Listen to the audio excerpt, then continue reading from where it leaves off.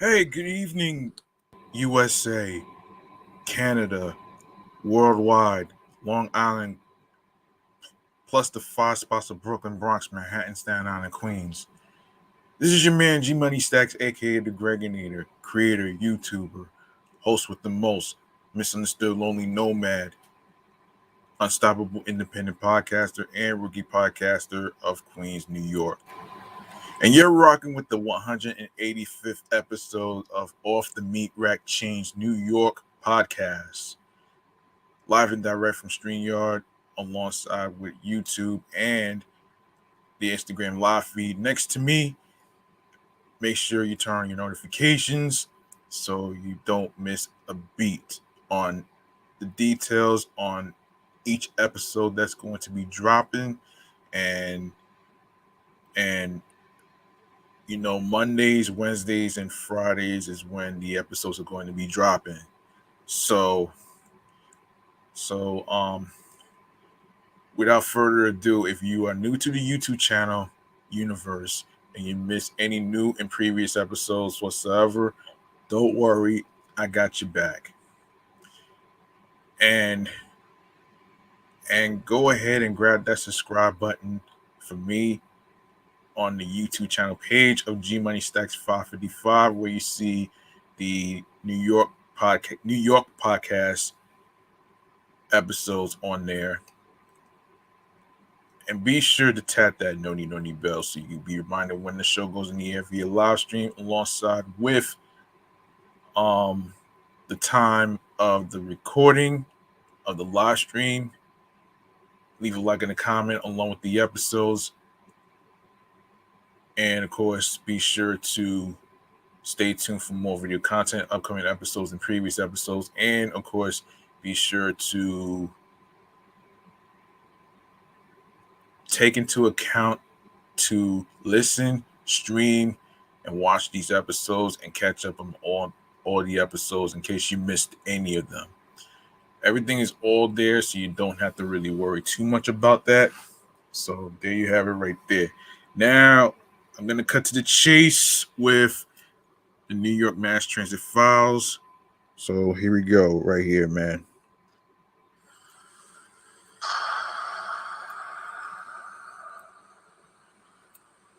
All right, this story has to do with subway surfers. Man, listen. And so it was an opening day at Yankee Stadium that spring afternoon when the MTA ran vintage train cars from the mid 1900s that roared into the South Bronx, not just with fans of the Bronx Bombers, but also a group of middle and high schoolers from the neighborhood who cut class to follow the cars from Grand Central to 161st Street. Every kid here is skipping school to be right here, right now. This is like history, said one of the teens. Um, once the traffic, no, excuse me, once the trains rolled off and fans packed in to watch the Yankees beat the Red Sox, the group of kids carefully donned masks, pulled their hoodies up, and prepared to explore the city. They climbed on top of the surf. No, they climbed on top of trains and surfed them while then walking up and down the length of the subway cars while it's in motion. They plunged into abandoned train stations and left graffiti in their wake.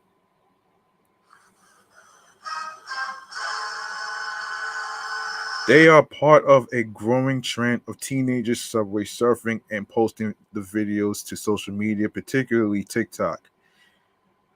I hope these fucking idiots didn't come up with a challenge to to to surf on top of trains. That is dangerous right there, man. That's dangerous.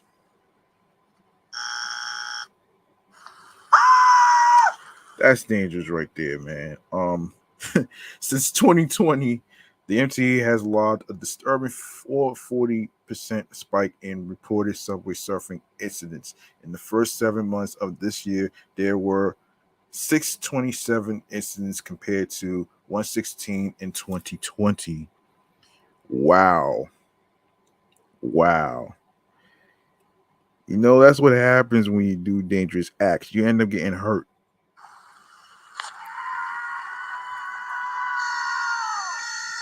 You know, riding on top of a subway car is reckless, extremely dangerous, and inconsiderate as it causes significant delays for other New Yorkers, said Pat Warren, MTA Chief Safety and Security Officer. Seeking a thrill that promises heartache for family and friends is foolhardy. Choose other avenues to have some fun, ones that demonstrate respect for those you care about. Product of Slamdemic. For this particular group, one of the first to start posting the videos to social media, their curiosity um, peaked in the late winter and spring of 2020 when the COVID-19 slamdemic forced the city to close parks and move schools to remote instruction. They watched old YouTube videos of urban explorers standing on top of trains and decided to try it out themselves, which is kind of crazy in a sense. It is crazy in a little literal sense. Um, I don't know why they do it, but here's what happens when you try to do a dangerous stunt from from social media, including YouTube.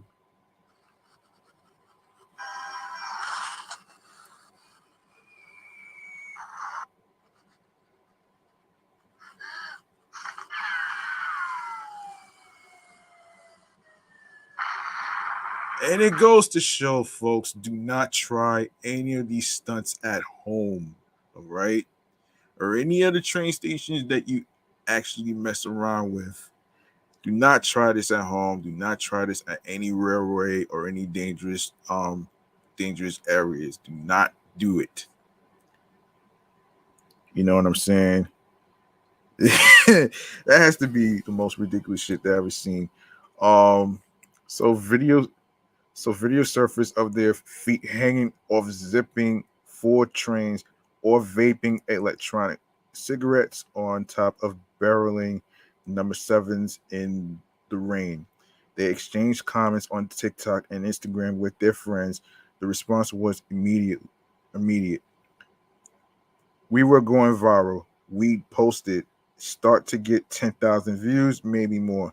Then the video would get shut down, said A. Dot, a 15-year-old member of the group who declined to give his real name out of fear of getting arrested. Other kids wanted to be like us. What started as one group's truant adventures quickly turned into a citywide trend. The practice became so popular that teenagers regularly got hurt.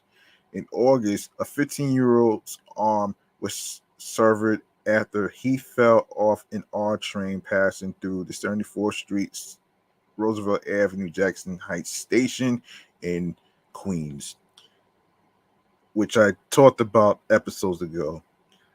Another teenager bloodied his head in June after slamming into an overpass on a 7 train in North Corona, Queens. TikTok did not directly respond to comment, but a source contracted by the company said the videos violated TikTok community guidelines. They added that TikTok does not show videos of known dangerous behaviors in search results. But a quick search on the platform by AM New York Metro found a dozen videos related to subway surfing, including one with over 17,000 views.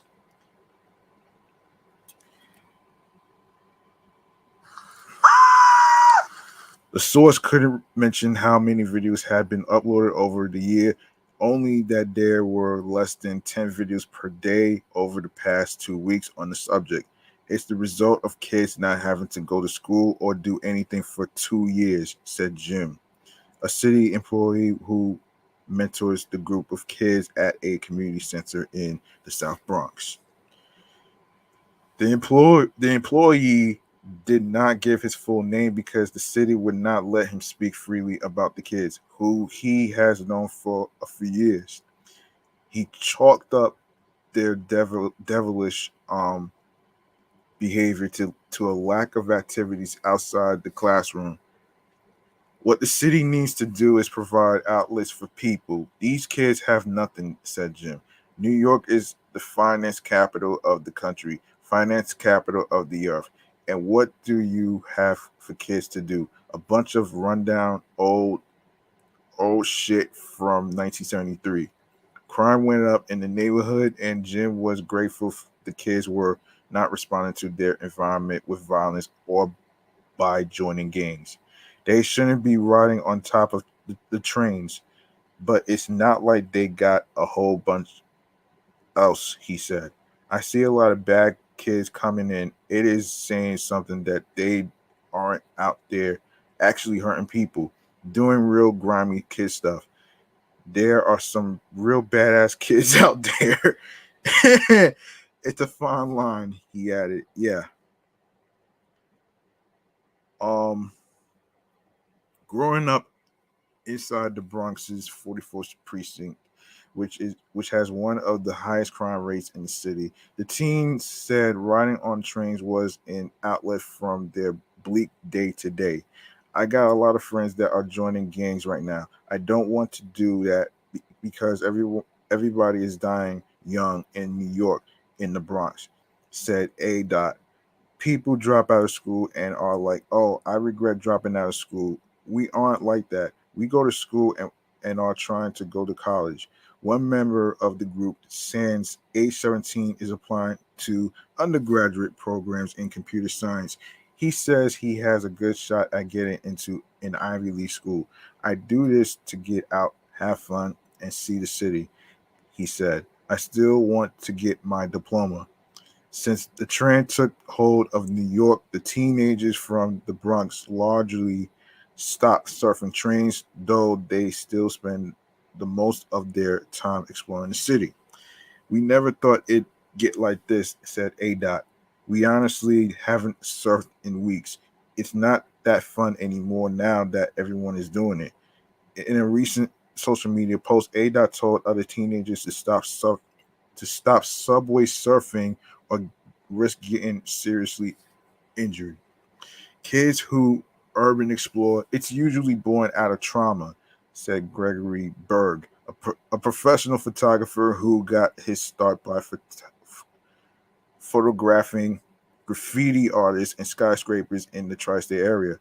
I just always liked climbing around, and obviously the troubled past that I had, it was an escape. It was a bliss that manifested itself into quite a life.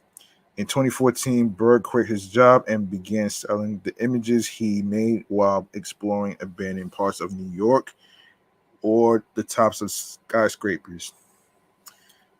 His first professional sale was an image of the original City Hall station, which is now defunct. The photo shows light bouncing off the intricate mosaic tiles laid in 1904. I don't think they are necessarily doing it to get a following on TikTok, said Berg, referring to the teenagers from the South Bronx. People have been going down there for quite some time. It's like an honor because think of it, 5 million riders every day, and everybody is on the train. You are seeing something that a lot of people don't get to see. um, for some reason, these kids haven't resonated with whatever services the city of New York provided them, he added. Feeding a desire. Oh boy. Many members of the group said their love for trains made them want to work for the MTA. After all we've done in the train system, said Chronics, age 15. We would remember that day. I want to be the man that drives the trains, said A. Dot. I look at the conductor and I'm like, that looks like fun, waking up everybody and driving trains. Jim warns the kids of being harebrained. Harebrained. It's like if you take your fascination and turn it into something cool, good for you. You did something. The MTA is a good job with good money and a pension, he said. But if you get killed on MTA trains, you don't get none of that. An MTA source encouraged the kids to join the MTA internship program. A look at the MTA job site shows multiple internships for college students, but none for high school students. The web page says high schools that receive supplemental internship funding can create internship programs for students by reaching out to the MTA directly. Make a program for kids who like trains and who want to work for the MTA. And every Saturday you go for a ride along with the conductor or you learn about the different cars and tunnels, said Jim. If you paid these kids $100 a month to intern, they'd go crazy versus what it's like now. You've got to come up with creative solutions, he added. It's cool the city can support businesses for a tech bro to get off of work and throw hatchets. But what do you have for these kids? In July and after a hiatus from surfing, A. Dot made a rare trip to meet with a friend and surf over the Williamsburg Bridge. Why would you do that? Why would you do that? The friend was timid, barely sticking his head over the roof of the train. He hadn't surfed before. I saw it online, kids doing it in the city, and thought it looked cool. He said I wanted to try it out. So let's see. Absolutely no one should be riding on atop of or in between train cars due to the high risk of serious injury or death.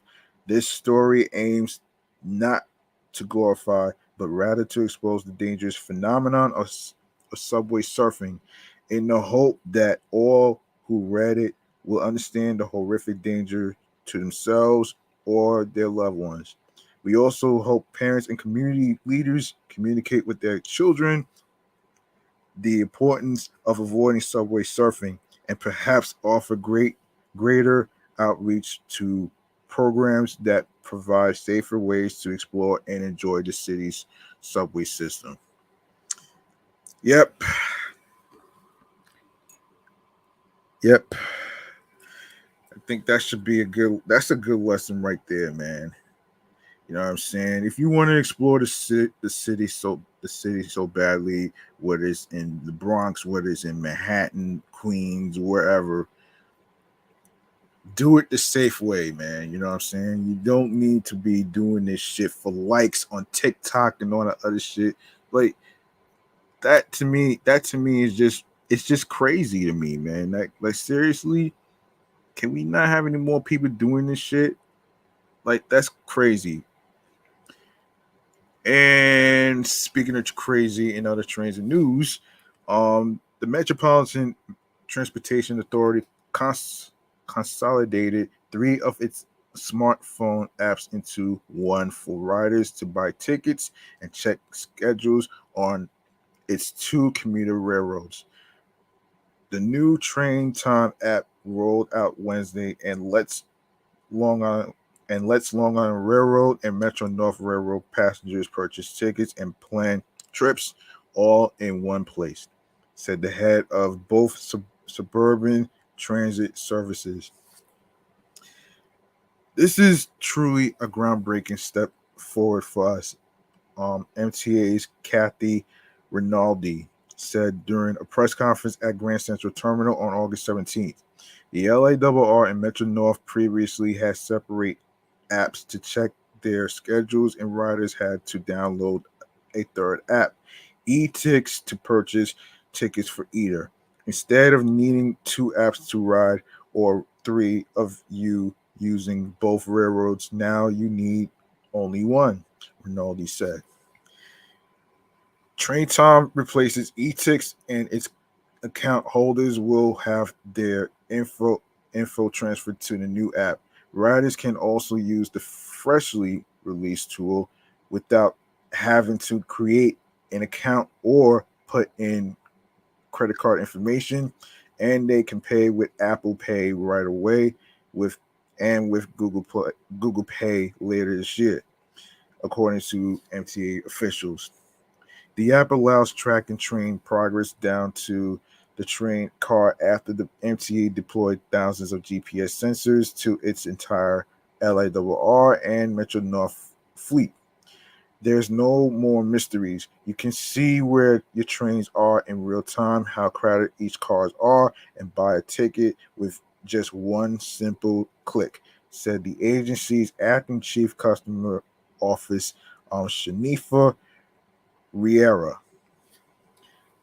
The new app comes ahead of the agency's debuting LARR service at Grand Central, a mega project dubbed Grand Central Madison and formerly known as East Side Access, connecting its two railroads by the end of the year. um, but commuters will still have to buy tickets for each railroad separately. The services are run by different agencies within the MTA, and they have varying tariffs, according to Rinaldi. But the transit leader says she wants to make connections between both of them smoother. That's something that we need to work towards as an organization, because I do think that there will be more interagency once Grand Central Madison goes live, she said. Part of the reason why I'm in this job is to try to reconcile those differences to provide a more seamless experience for our customers, and we're working towards that. One of the tickets left out of the app is the Atlantic ticket, which offers flat $5 fares at 10 LIRR stations in Brooklyn and Southeast Queens.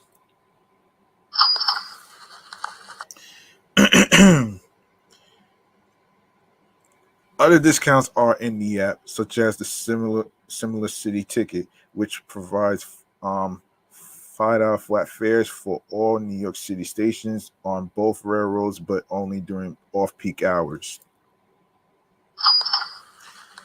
It's something that will be ultimately part of the experience. It's not part of the experience as we sit here today.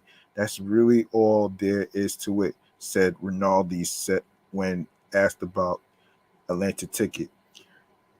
Transit advocates have long pushed MTA honchos to expand the Atlanta tickets to all city commuters' rail stations under a proposal dubbed Freedom Ticket and make it easier to buy.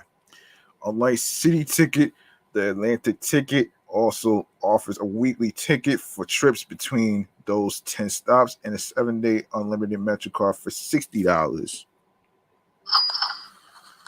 That opens the door for many thousands of people to take the commuter rail that otherwise would not be able to afford to, said Lisa Daglian, executive director of the MTA's in-house rider advocacy group, the Permanent Citizens Advisory Council. The fact that City Ticket is available is a sign that it can be done, Daglian added. We're optimistic that Atlanta Ticket will make its debut on the app and will continue to fight for the riders of Southeast Queens in Brooklyn and beyond to make that happen. Another story in transit news is let me see. Hang on a minute here. Let me see what else can we talk about here in this well.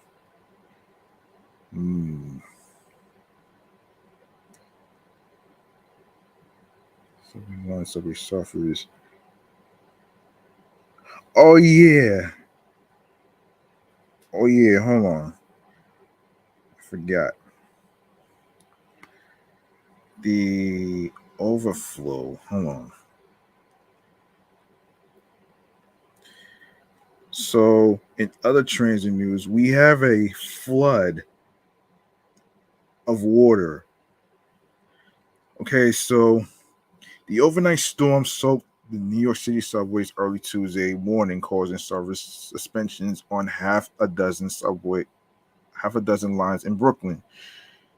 The Metropolitan Transportation Authority canceled or rerouted trains on the R, L, F, G, A, and C lines as several stations had flooded tracks. Substantial storms blew through the city during the 4 a.m. hour, flooding neighborhoods and affecting all forms of transportation, including roadways, resulting in water rising in the subways above the level of the third rail in some locations, said MTA spokesperson Aaron Donovan.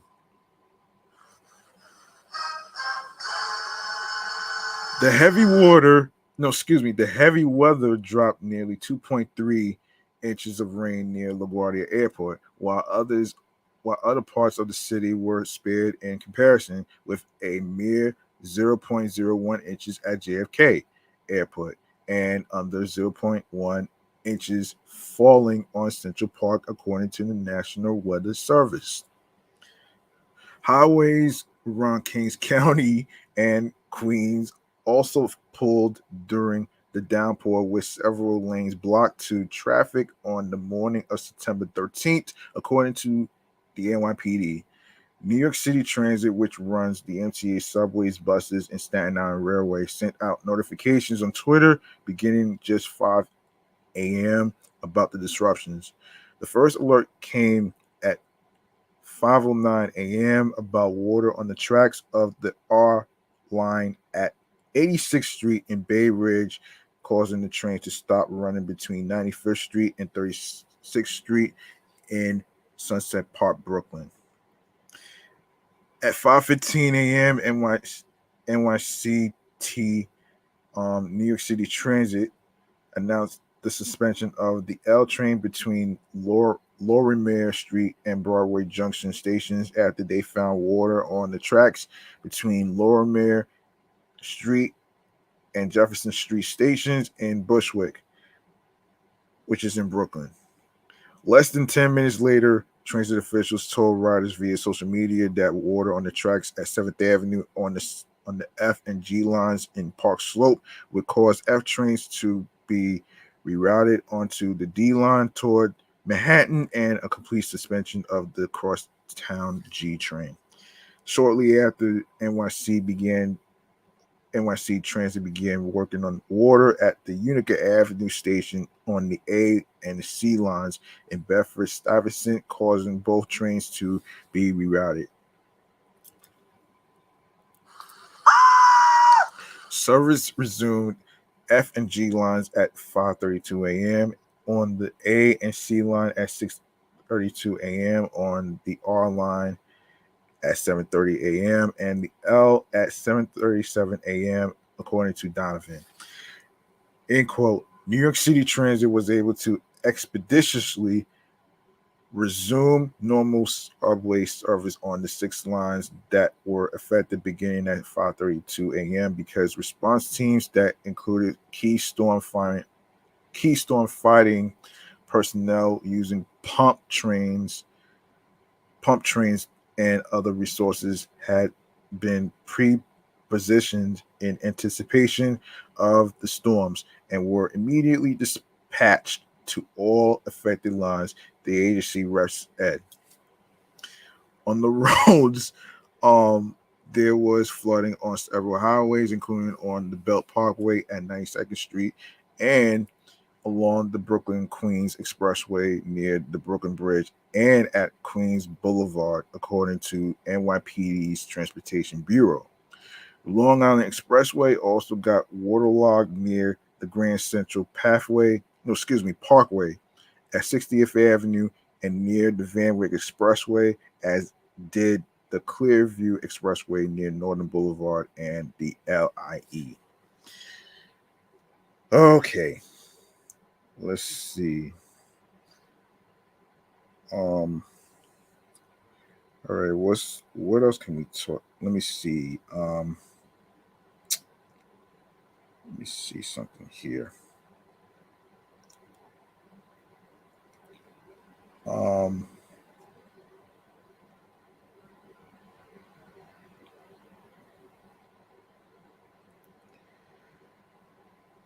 okay, I think I'm gonna know what I'm gonna talk about here. Okay, so Slim Jimmy gets arrested. Um, one of the rappers from the group Rae Sremmerd got arrested. So this is going to be um the first thing we talk about in chatting on the jazz here.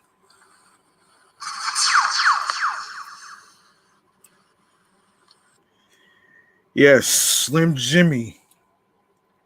Rae Sremmerd member Slim Jimmy was arrested at Los Angeles International Airport on Tuesday, August 9th, when border agents found a warrant for his arrest in Georgia, according to TMZ, who first reported the news. The rapper, whose real name is Aquil Ibn Shaman Brown, had a warrant stemming from a prior arrest involving possession of marijuana with intent to sell, though he has since entered a plea in Cobb County, Georgia, and received 5 years probation. 5 years probation, huh? Hmm. Nearly 2 years ago, Aquil entered a plea to a marijuana offense. Yeah. Hold on a minute here. Yeah. Marijuana offense in Cobb County, Georgia. He was placed on probation. The Star's attorney, Steve Adele, said in a press statement. In early June 2022, someone filed an untruthful complaint with the Cobb County Police Department, which led to an arrest warrant being issued. Acor was not arrested on that warrant. Instead, a Cobb County um, magistrate judge held a hearing on July 20th, 2022, and dismissed the warrant. Unfortunately, the Cobb County probation office was not aware that the arrest warrant was dismissed and thus failed to withdraw its probation violation warrant. The statement continued. When Akil came back from Canada into LA Airport, which is Los Angeles Airport, he was arrested on the probation violation warrant. We expect that warrant to be withdrawn in the next day or so, and then Aquil will be released. The arrest comes less than a year after Miami prosecutors dropped misdemeanor battery charges against Slim Jimmy over a January incident in which he allegedly pulled his girlfriend's hair and threw her phone off the balcony.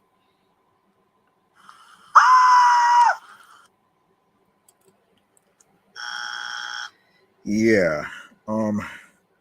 Let's see. We have okay, let's see what we could talk about here, man. Oh, here it is. Here it is. Chamillionaire.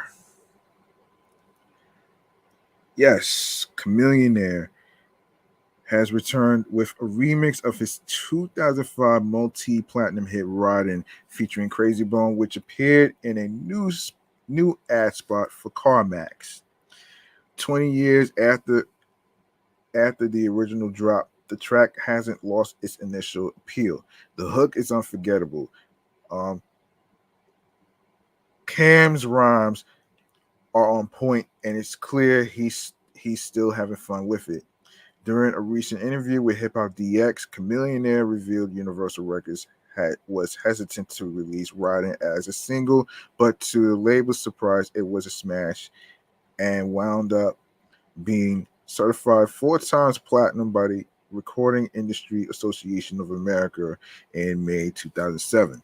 And he said Honestly, I never tried to make a hit. Canto DX. I was always a person who just tried to make something that I thought would resonate with people. And you got to think about this concept. Everybody, it doesn't matter whether you are committing a crime or not. When you see police, you feel like you shiver up and put your seatbelt on. You make sure that you are not breaking any rule. And there was never a theme song for that.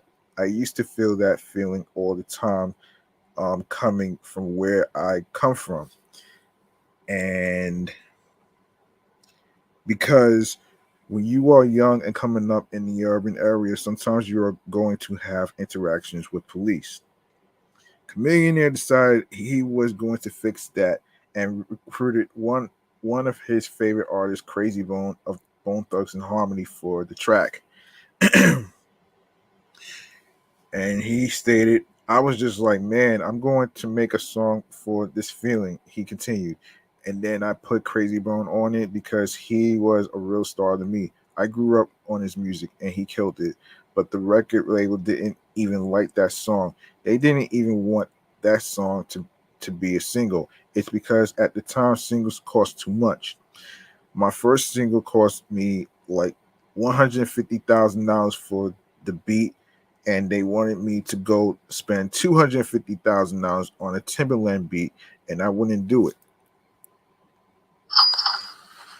Then they were forced to have to put out the song that I wanted, which was Ridin. That didn't cost that much to make, and then it just went to the world. I remember being in Jamaica and all the kids, they were screaming the song. It was just everywhere. I was going because everybody had that relationship with police, and I was just like, okay, we got something here. Now with the Riding remix, people who may not even be familiar with the song will witness its rebirth, opening up a whole new audience for Chamillionaire. Some of the topics in the song, police brutality and racial profiling, are sadly still relevant today. I thought about that and thought about all the kids that coming up that might not even know about that song. He said, we're living in a different environment with social media, TikTok, and all these other places. So often I'm trying to do something to keep the life of that song like legendary and just keep it in people's minds. And every few years I do something. While the 2005 version may have a more serious tone, Chamillionaire was able to flip the remix into something lighter. As he explained, this was an opportunity for me to do something more celebratory. When CarMax and the Martin Agency reached out to me, they used the word celebratory a lot because they were like, this is a first. The campaign they're doing is really amazing because it's allowing people to have a 30-day money back guarantee on a vehicle they might purchase. So I was just like, okay, this is a car song, and this kind of makes sense. There, there's a lot of undertones in the original song, but every now and then I'll do something that's a little bit more positive. Like when I met Weird Al Yankovic, dude, the white and nerdy version of it. Oh shit, white and nerdy. That's funny. Oh man. All right, white and nerdy. That's funny right there, man. Hold on.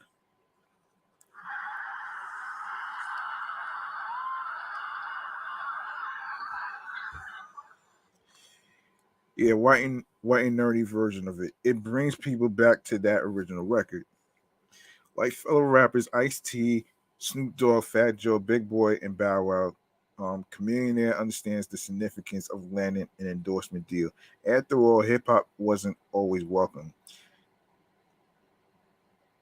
And he said, in quote, I remember back in the days when Snoop had the CDs and everybody was stream rolling over them. And they hated hip hop, and congressmen were trying to stop it all, he said. Just seeing the evolution, and just even Snoop as an example, I see him in a commercial every 10 seconds, it seems like. And it's like, wow, watching how this culture has been appreciated and being revered in such a way is a great thing. And of course, wow. Wow. Yeah, so that's a big congratulations right there to Chamillionaire. Let's make some noise for Chamillionaire, man. You know what I mean? Let's make some noise, man. Hold on. Here we go.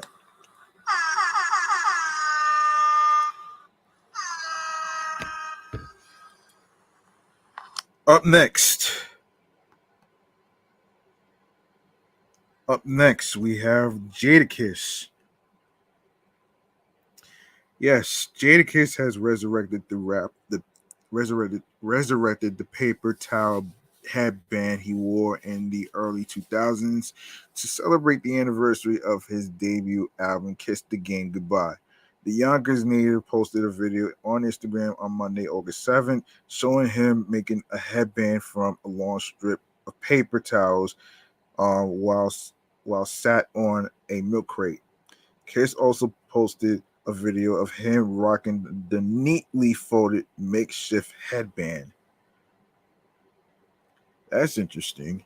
Many fans may remember the unconventional accessory from the music video for Knock Yourself Out, the Neptunes produced hit that appears on Kiss the Game Goodbye. Directed by Little X, the Knock Yourself Out video found Jadakiss making a fashion statement with with the paper towel headband as he wore it in multiple scenes. Fellow New York rapper Fabulous even adopted the trend in Little Mo's Superwoman video. Um, Released on August 7, 2001, Kiss the Game Goodbye celebrated its 21st anniversary on Monday. The album debuted at number 5 on the Billboard 200, moving over 204,000 copies in its first week. That's pretty good, man. That's really pretty good, though, right there.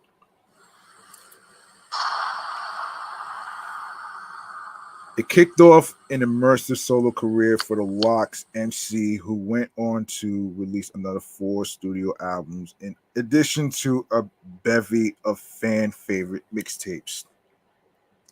Jadakiss also celebrated the 1-year anniversary of the Lox's versus victory over Dipset last week.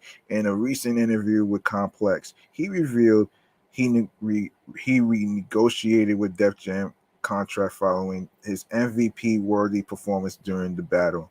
My numbers went up for hostings and walkthroughs, for shows and TV cameos, he said. Just in general, my numbers went up. It also showed Def Jam they they got to do the right thing and restructure my contract. It really showed the world my true worth, what I can do. He continued, the best part is being able to benefit financially and branding wise and get more deals and endorsements, but it's cool. I already was nice before Versus. I'm going to let people know that on these new projects that I drop, fans may also get to see Jadakiss take the Versus stage for the 3rd time after he reviewed the platform. He has approached him for another contest. He previously faced off against Fabulous by himself in 2020. They came at me and asked me if I would be willing to do one more. Kiss told Complex, I don't really know though. I got more songs that I didn't use, a lot more, but I don't know. Maybe if the money was undeniable. Yep. So 20, wow. Wait a minute. Wait a minute here. Wait a minute here, man. So, wow, man, 21 years? Has it been that long? And where did the time go, man? 21 years? Shit. Damn, man. 21 years is a lot. That's a lot. That's a lot to celebrate for, man. For real, for real. Damn, 21-year anniversary. Yeah, congrats, man. Let me make some noise, man.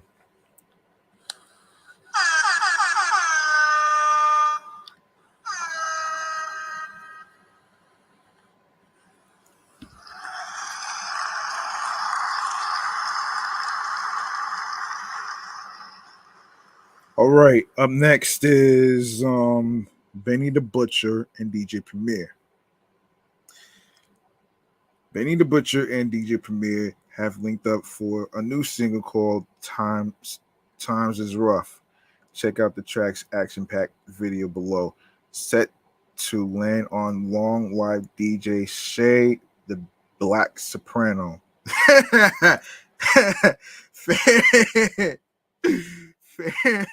Family's upcoming compilation album inspired by the late DJ Shay. The track, here's the Griselda rapper and his BSF brothers. Heem and Rick Hyde dish out street tales over primo soulful cuts. Accompanied by a Will C and Richie 4K directed visual. The visual sees Benny and the crew switching locations between the streets, a heavily tagged bathroom, and a room full of expensive champagne. Set to arrive September 9th, which passed already. Long list DJ Shay features appearances from Benny's Griselda, Brethren, Westside Gun, Conway the Machine, and Amani Caesar, as well as Crazy Bone, Boldy James, Baldy James, Stove God, Cooks, Corey Guns, and more. The project will see production from DJ Premier, Alchemist, Jansport J, not the book bag, not the knapsack, folks, and Rick Hyde, along with a few cuts from the late DJ Shay. It's mixed by Young Guru. DJ Shay was the known producer and manager for Griselda Records before unexpectedly dying from COVID-19 in August 2020.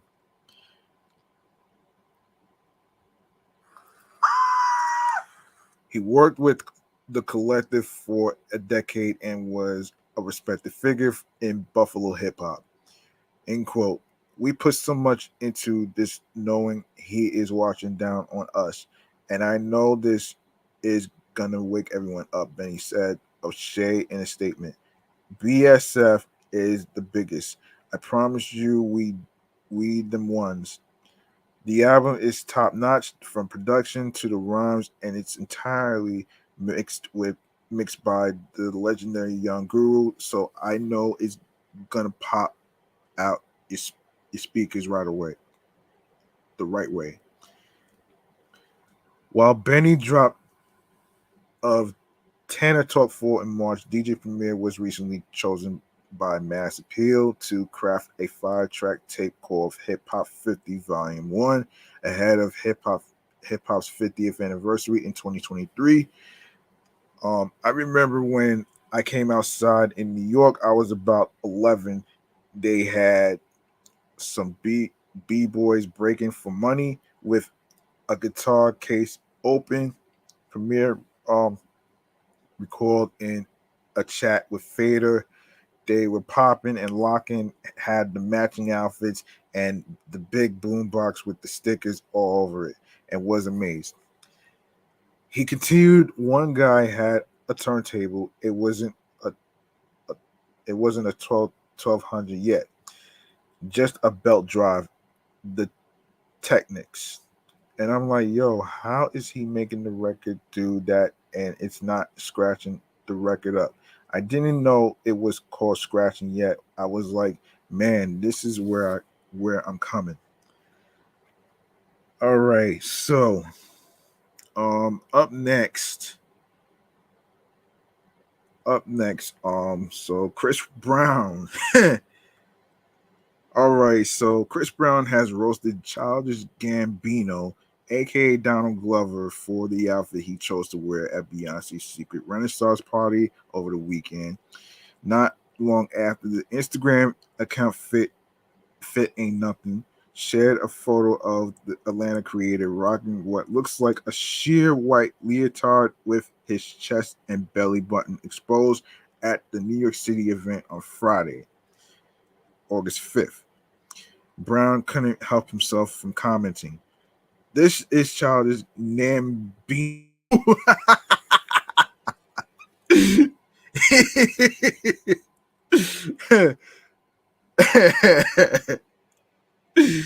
Oh man, the caption read, "Ooh wee, Donald Glover, this ain't nothing. Nigga dressed like he finna walk a tightrope and hike Stone Mountain at the same time." Oh shit. Oh man, this shit is so nasty, mysterious, and chaotic, all wrapped into that tinfoil windbreaker you got on my boy.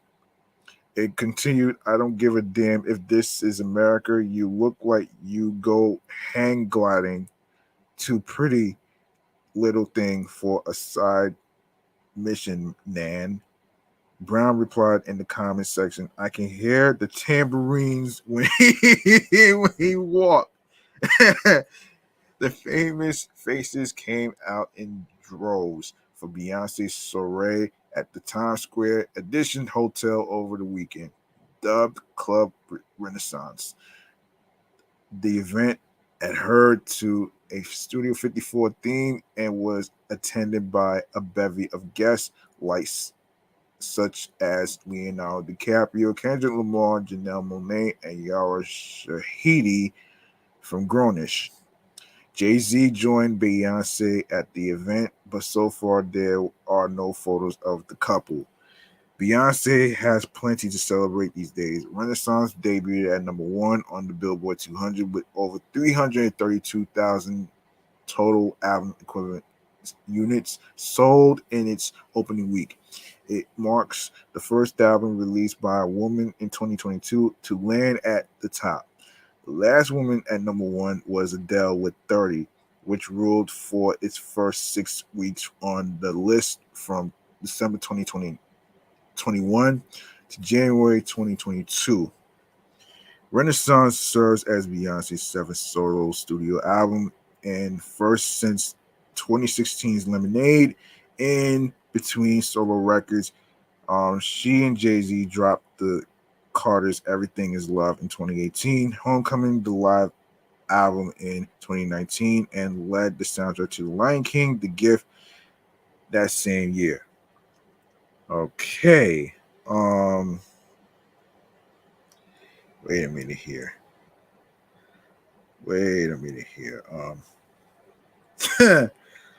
Okay. All right. So moving on to, let's see, what else can we talk about here?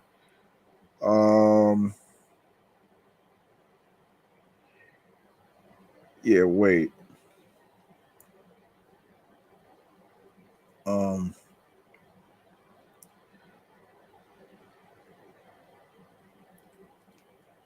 Now moving on to Eminem. Moving on to Eminem. Eminem, 50 Cent, and Dr. Dre have reunited on an unearthed song called "Is This Love" from Slim Shady's newly released compilation album Curtain Call 2. As the title suggests, the track was originally recorded in 2009, the same year Eminem made his post-encore comeback with Relapse, and finds the close-knit trio connecting for a playful song about romantic and sexual infatuation. Girl, I'm digging the whole mo. Give me a go. You are throwing innuendo. Keep sending me smoke signals. Everything moving, spinning in slow motion. And raps over bouncy production from Dr. Dre, Mark Batson, and Trevor Lawrence Jr. 50 Cent, meanwhile, channels his inner Slim Shady with a rapid fire acronym riddle verse full of shock value, judging by at least one lyric. 50 recorded his rhymes much later than '09. I kill a bitch with a potato peeler for the Skrilla. I'm a, I'm finna skin a sinner. Dick robbed by Bruce Jenner. He spits, referencing Caitlyn Jenner's 2015 gender transition. Jeez. Is This Love is one of the 3 new songs on Curtain Call 2, alongside from the D2 the LBC featuring Snoop Dogg and the CeeLo Green assisted The King and I, which also appears on the Elvis soundtrack. Curtain Call 2's primary purpose, though, is serving as a highlight reel of Eminem's decorated catalog since the release of his first greatest hits album, Curtain Call The Hits, in 2005.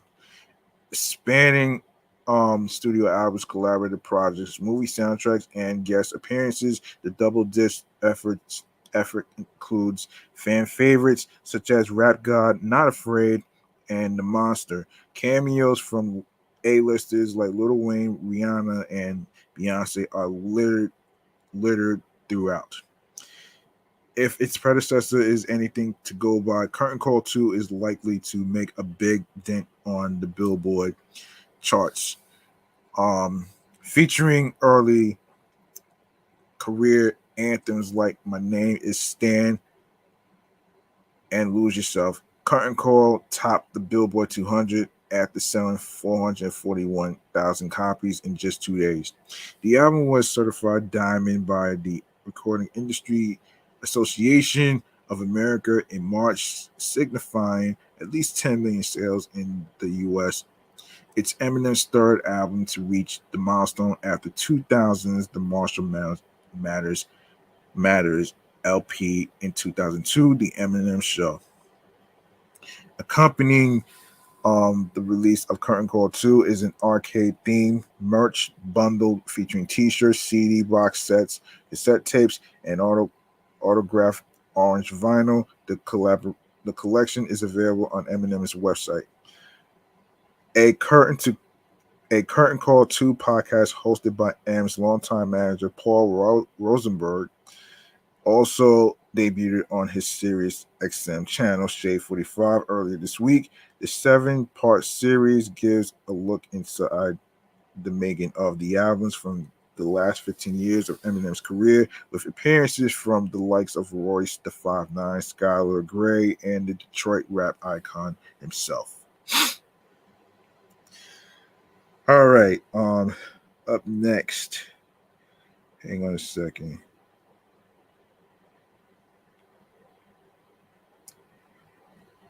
Yeah, wait a second. Let me see.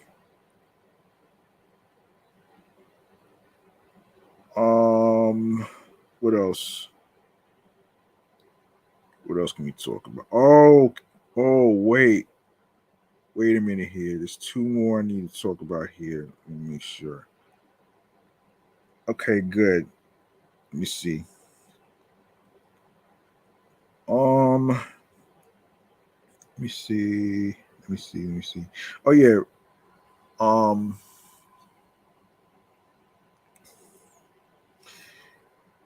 Yeah, let me save this for the movie segment.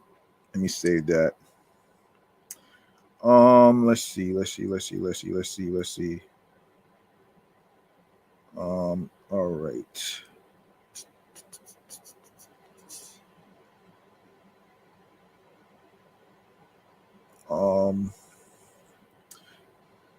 Okay. Now we are gonna go to Boyz II Men. All right. Yeah. So this is what happens, and I actually watched that episode too. So this is what happened with Celebrity Family Feud episode. So Celebrity Family Feud and its predecessor are not for the weak, unless you don't mind becoming a meme if you flop. It's especially hilarious when Steve Harvey noticed your missteps and not so subtly lets the audience in on the joke.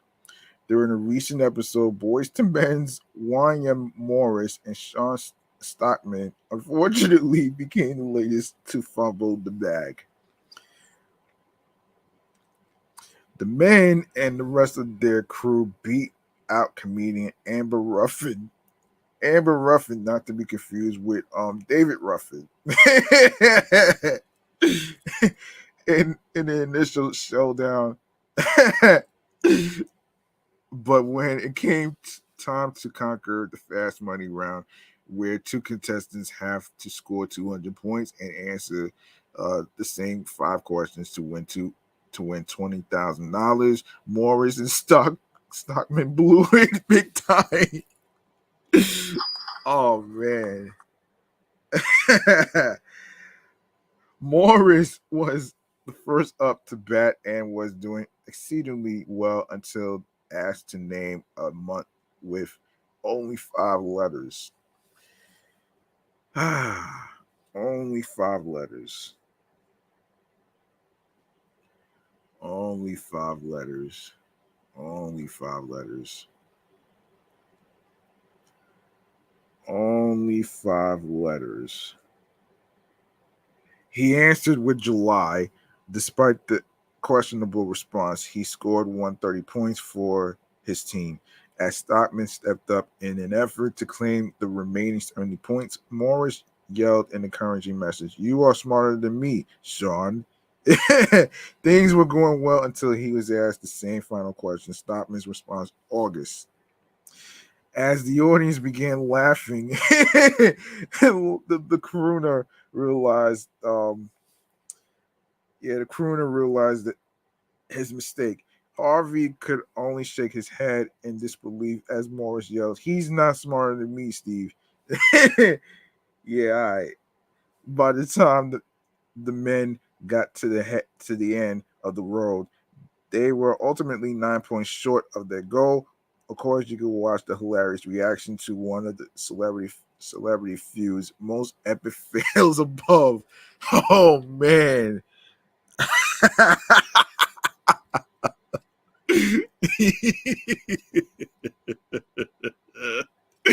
Yo.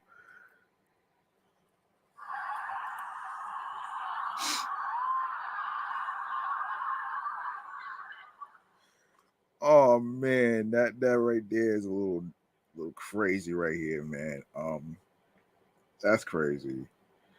Um yeah. Let me see. There is um where I was gonna so let me see. Oh yeah.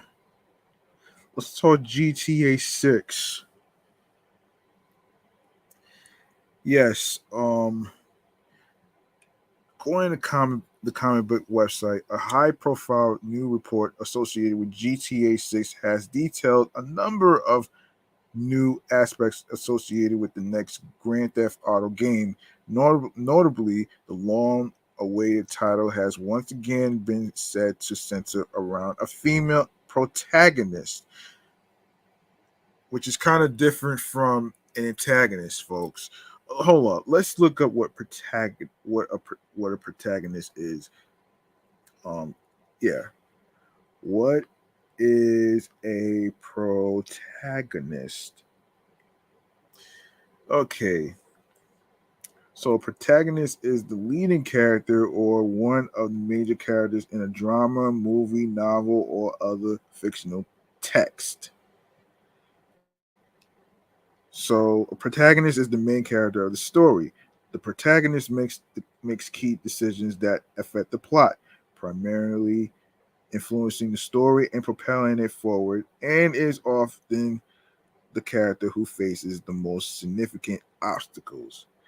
That's your protagonist, which is kind of different from antagonist. So um all right, so let's look up antagonist real quick.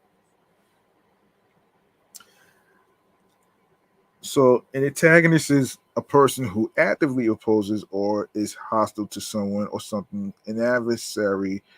Um, and an antagonist is a character in a story who is presented as the chief foe of the protagonist.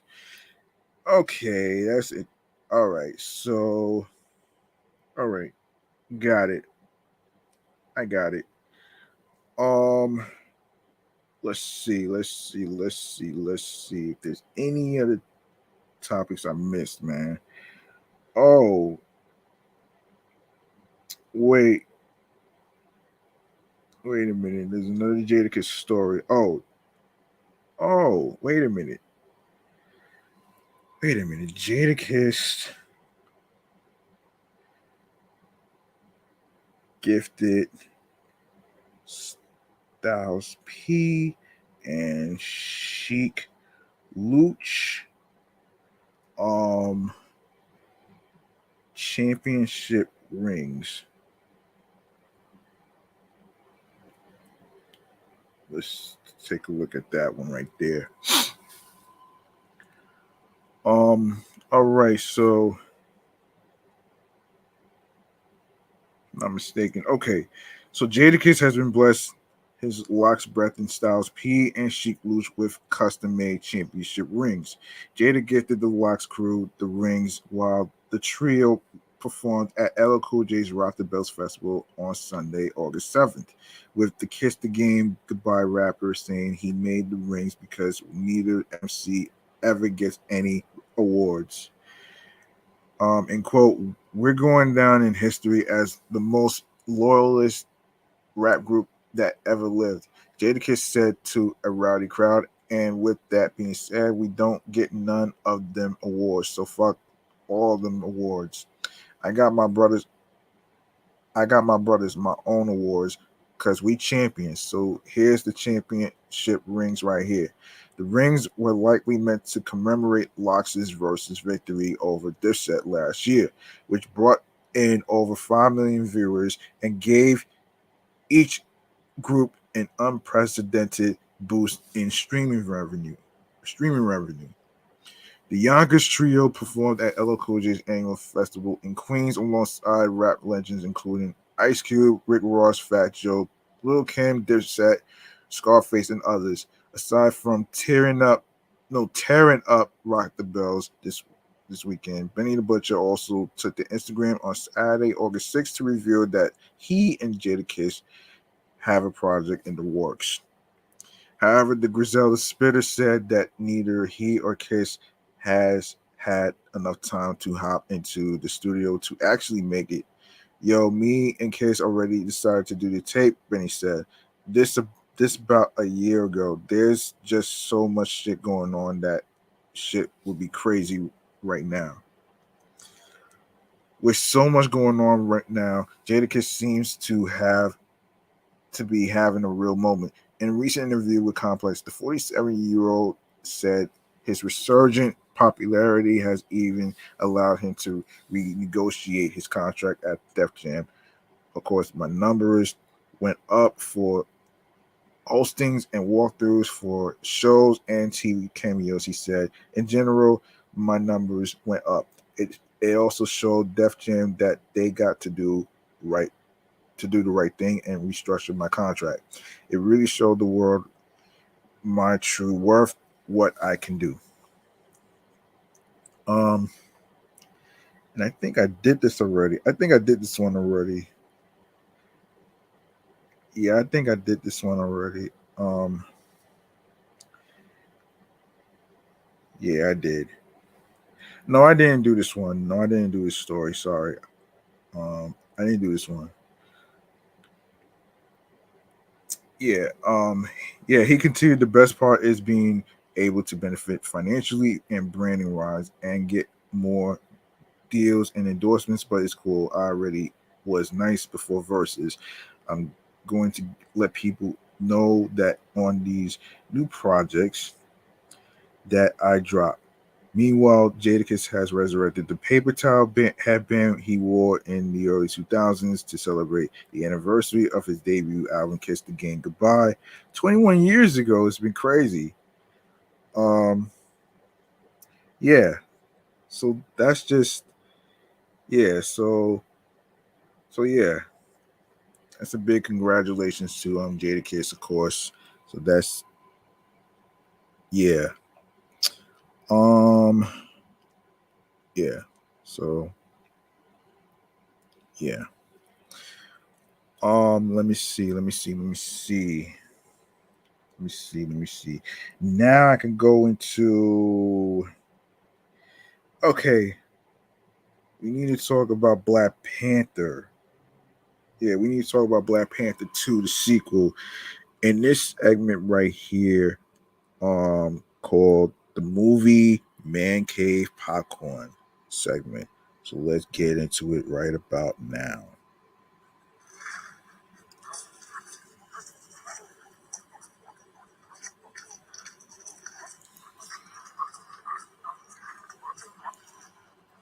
Okay, Black Panther 2, Wakanda Forever's Winston Duke says the Ryan Coogler directed sequel will be exploring Wakanda on a deeper level than the first film. And Baku actor Winston Duke promises that Black Panther Wakanda Forever will explore more of Wakanda. Like the majority of the original Black Panther cast, the actor is returning for the Ryan Coogler directed sequel, despite the tragic passing of leading man Chadwick Boseman, who played King T'Challa, Black Panther in the MCU. Decided to move forward with Wakanda Forever, using the film as a way to honor the legacy of the actor and his iconic character. Diego Comic Con 2022, offering viewers an idea about what to expect from the blockbuster. Aside from the Wakandans, Coogler's next MCU film will also see the debut of the MCU's underwater world, led by Ten Notch um, Huorta's Namor, the Submariner. More footage was released during the recent D23 Expo that shows the political themes of Black Panther 2 as Wakanda moves forward without its king and Black Panther. On the heels of Marvel Studios D23 Expo panel, Duke spoke to Marvel at the press line and discussed what fans can expect from his character in the Black Panther sequel. The actor also teased just how much is left to explore in the advanced country, something that Coogler will showcase in Black Panther Wakanda Forever. Read Duke's full answer below. Mbaku is no longer the insular leader. He's learning how to move forward. So he has a very large, wide macro lens as to what's happening. And I think we get to see more of that and see how much that impacts him. What I'm most excited for fans to see is how much more Wakanda there is. There's just so much more than the first movie. And that's exciting. From the moment Marvel Studios announced the title for Black Panther 2, it was already clear that there will be a shift in focus in the film. Instead of being centered on the titular character, Coogler's movie will take a wider approach, exploring the many pockets of Wakanda that the original film wasn't able to do. 2018's Black Panther did a great job with its world building, introducing new places within the African kingdom and even establishing its culture and history. This time, Marvel Studios can do a deeper dive into those themes as Wakanda also grieves the death of its leader. It could showcase the resilience and strength of its people during this truly dark time, especially as they are also gearing up for a potential conflict with Namor and his people. Overall, this creative route allows the MCU to respectfully deal with the passing of Boseman while also ensuring the future of this sub franchise that he represented so effectively. By taking a wider storytelling approach, Black Panther Wakanda Forever gives many characters their time in the spotlight as they come together amidst a string of national crises. If anything, the events of the sequel could even effectively set up the ineditable Black Panther 3. And by the way, the sequel to the sequel Black Panther Wakanda Forever is going to be coming out in November, on November 11th of this year. So mark your calendars. I know everybody probably saw the trailers for it already. I know I have already, and it looks very, very interesting and very fucking sick. You know what I'm saying? I already saw the first one already, I'm just hoping that I'll be able to see the second one by the time it comes out. So I know everybody's gonna be talking about this, and there's a way I'm going to possibly review this movie. I'm gonna review the Black Panther and Black Panther 2. Black Panther 2, I'm gonna review that when it comes out. As far as the budget and how much money it made in the box office and stuff. So there you have it right there. Now I didn't get a chance to do any TV show checkouts as far as like the new TV shows that's coming back and stuff. So what we're gonna do is we're gonna get into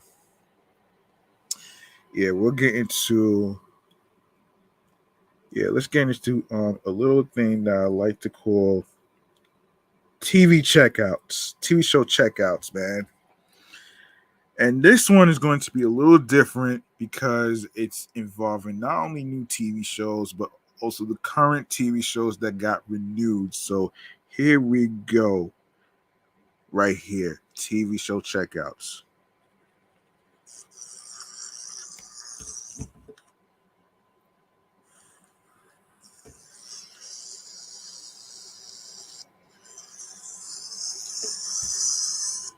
All right. So the first thing we need to get into is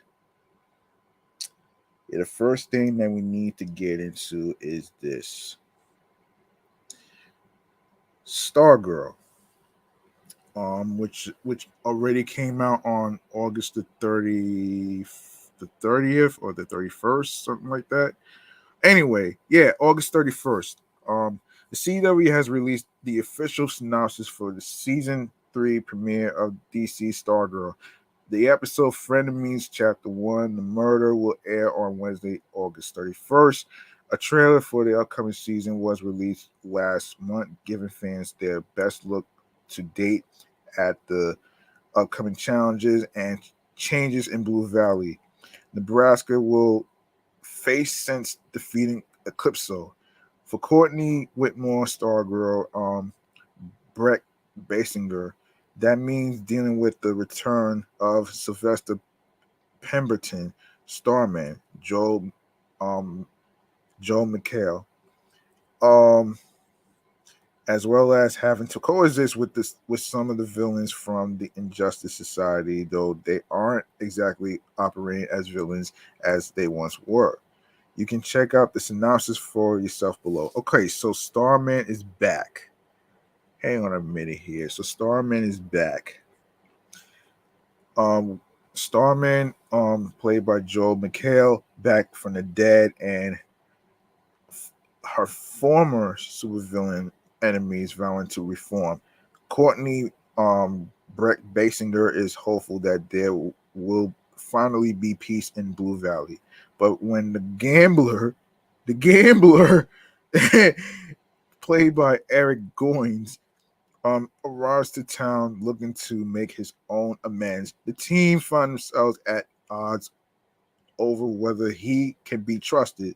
Luke Wilson, Amy Smart, Yvette Monreal, Angelica Washington, Cameron Gelman, Trey Romano, Meg DeLacy, Neil Hopkins, Joy Osminski, and Alcoya Bronson also star. Andy Armaganian directed the episode, written by Jeff Johns. At the end of season 2 of DC Stargirl, it was revealed that season 3 would be subtitled Frenemies, and it's fitting. Not only are the Crocs Larry Crusher, Croc Sportsmaster Neil Hawkins, and Paula Brooks Tigress Joy Amansky now neighbors with the Whitmore Dugans. Stephen Sharp, the gambler, Eric Goins, is back in town, and Cindy Berman Shiv, Meg DeLacy, is trying to be part of the Justice Society as well.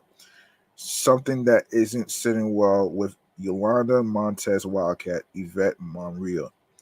And if that wasn't enough, according to Basinger, the season will see everyone having to work together to deal with a murder mystery. You know what?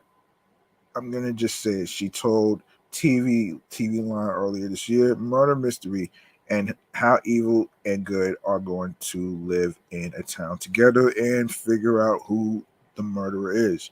Stargirl will also be accompanying a new time slot, in a sense, when it returns for season 3. The first 2 seasons of the series were both summer releases, but season 3 will debut on Wednesday nights as part of the CW's fall lineup, a bit earlier than the rest of the network shows, with a premiere date of August 31st. More than that, it will be the only DC superhero airing this fall. Both The Flash and Superman and Lois won't debut until mid-season, and Batwoman and DC's Legends of Tomorrow were canceled earlier this year. Of course, Stargirl returns already premiered on August 31st at 8 p.m. Wednesdays, 8 p.m. Central on the CW. And if you missed the episode, you can also download the CW app to watch it the next day. So there you have it right there, though. Now, I didn't get a chance to get through the list of TV shows that are returning with renewed seasons and along with new stuff. So starting with Fox's TV series that premiered on 9/11, which is going to be starting on Tuesday after, I think, what is it, The Resident? Wait, The Resident? Yeah, The Resident. Yeah. So Monarch premiered on 9/11, and it's going to be appearing on September the 20th after The Resident at 9 p.m. And 2 talk shows are going to a fast start, which is the Sherry Talk Show, which is 10 a.m. on Fox 5. The Jennifer Hudson Show, 11 a.m. on Fox 5 weekdays as well, and obviously the game show You Bet Your Life with Jay Leno already got a new time, 6:30 p.m. and it's also at 1:30 p.m. That's at the Pictionary that already premiered already at 1:00 p.m. on the weekdays. And of course, TMZ moved to a new time at 7:30 Fox 5, of course. Of course, I think a little correction here, actually. Family Feud is going to be, the new season of Family Feud is going to be back September 26th, not the 14th. And of course, the the renewed TV seasons that's going to be returning are NCIS Hawaii, Monday, September 19th at 10 p.m. on CBS, along with the crossover. Yeah, it's a crossover actually with NCIS Los Angeles. I can't wait to see that.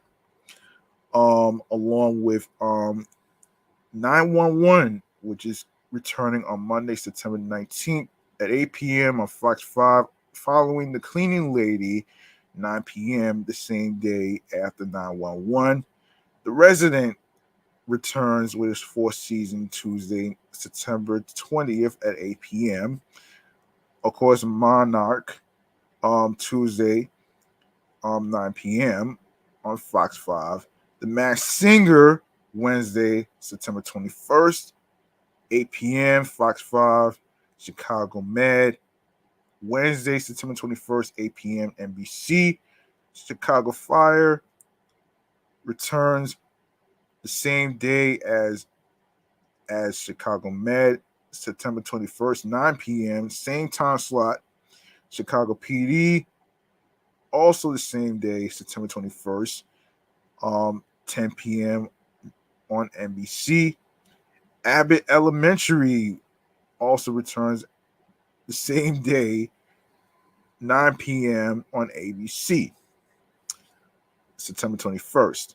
Lego Masters, Wednesday, September 21st, 9 p.m. on Fox 5. Of course, Big Sky also returns as well on September 21st, 10 p.m. on ABC. Kung Fu also returns on the same time slot, 9 p.m. on the CW.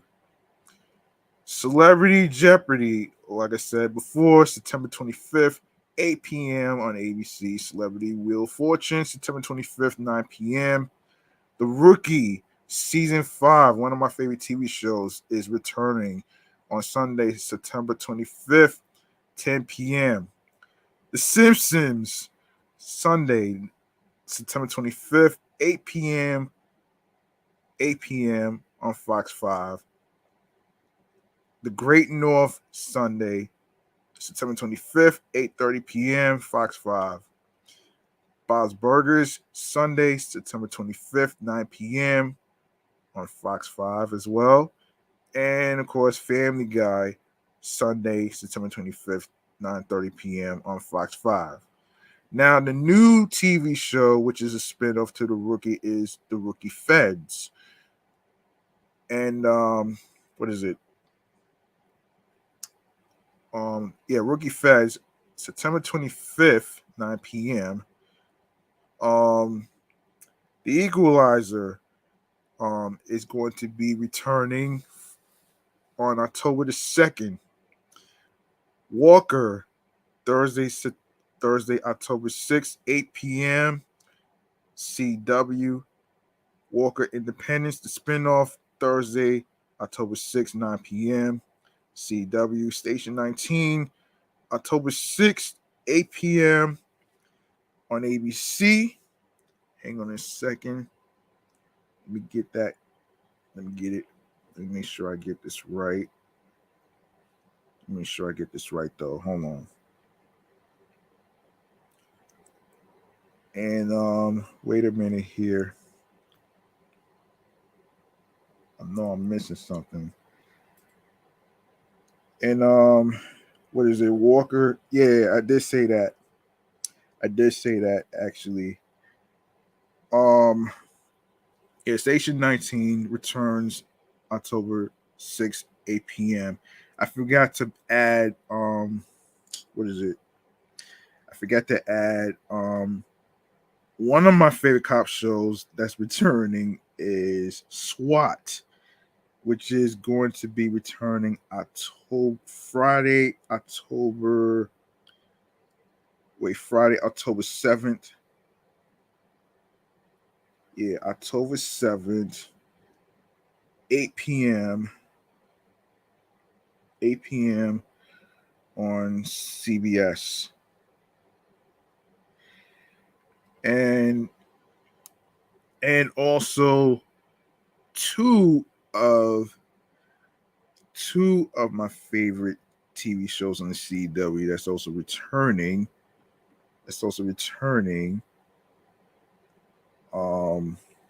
Which is, hang on a second. Yeah. So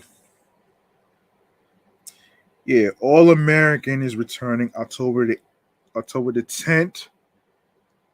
As I saw on Instagram,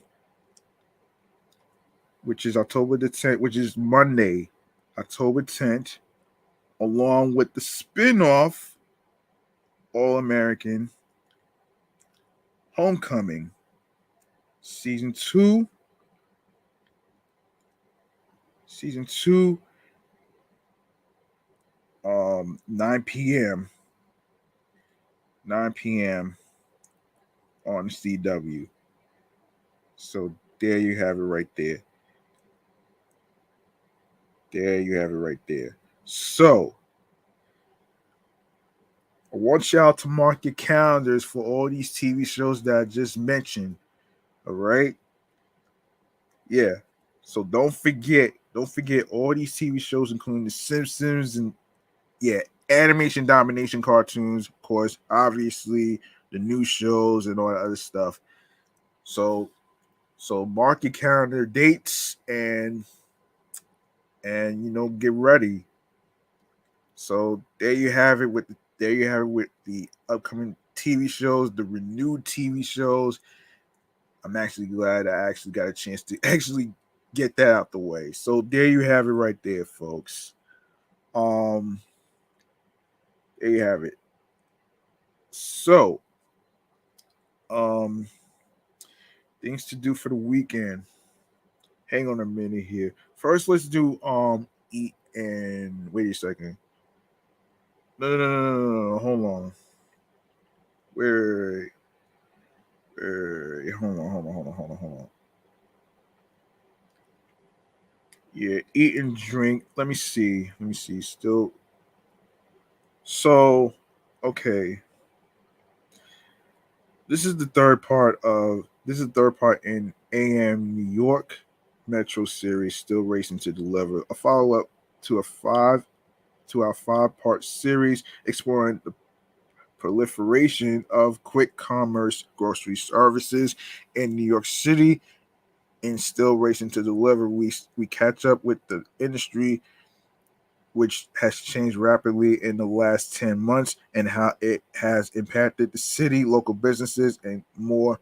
Click here to read the first and second installments. The success of any delivery business, no matter how large, popular, or well-moneyed it is its fleet of delivery workers. Tens of thousands of New Yorkers earn a living flying through the city on electric bicycles, picking up and dropping off food orders.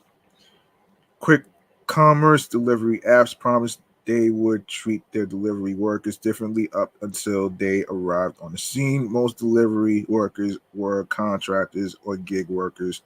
They would sign with DoorDash or Uber Eats or Grubhub, or perhaps all three, and take work as it became available.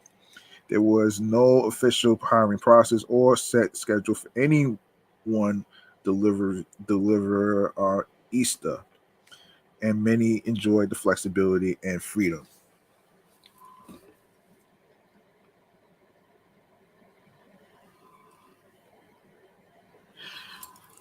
Um, but the gig work was plenty of downsides with no formal contract or salary agreement. Pay can be unpredictable, sick time non-existent, and labor laws hard to enforce. Companies like Gorillas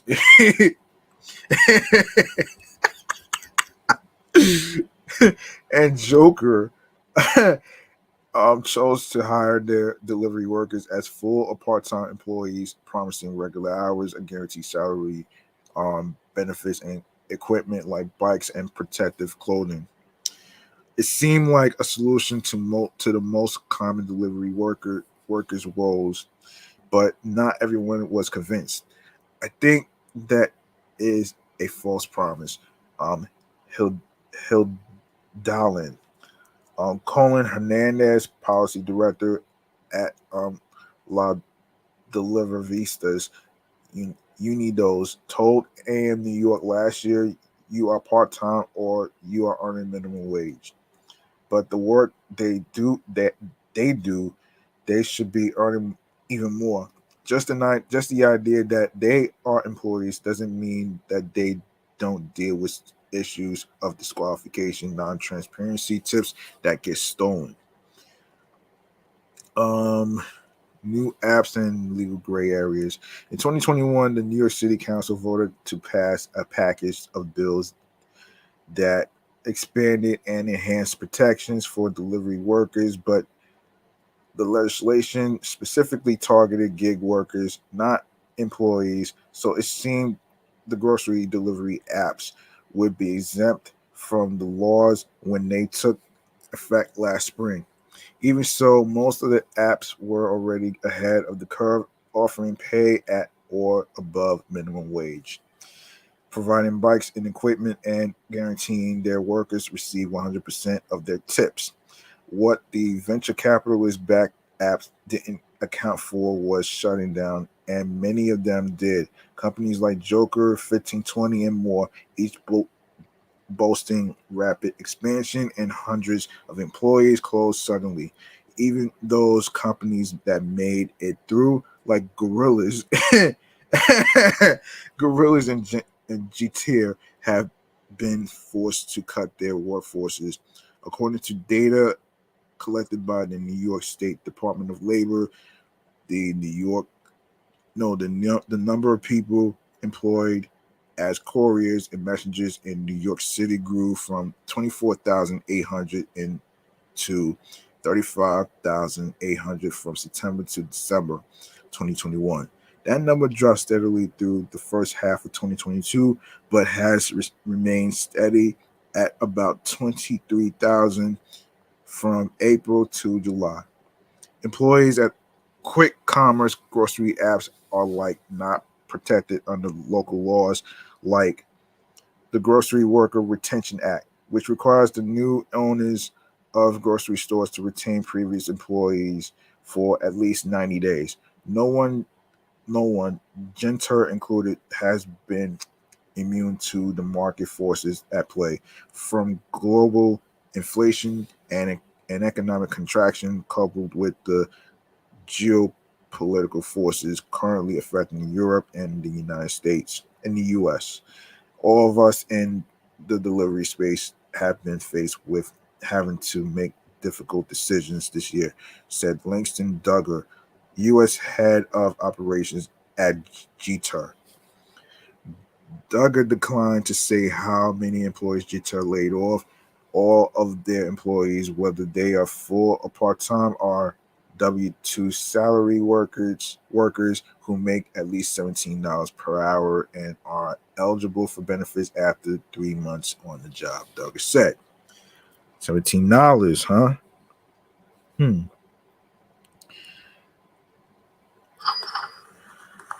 Despite a tricky few years and prior cuts, Gorillas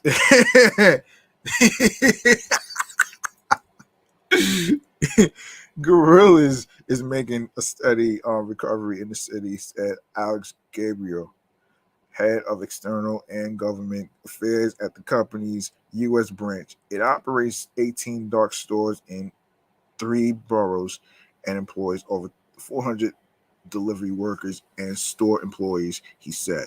Despite ongoing uncertainty due to increasing consumer costs from inflation and supply chain constraints, NYC retail is rapidly growing back to pre-pandemic levels, he said.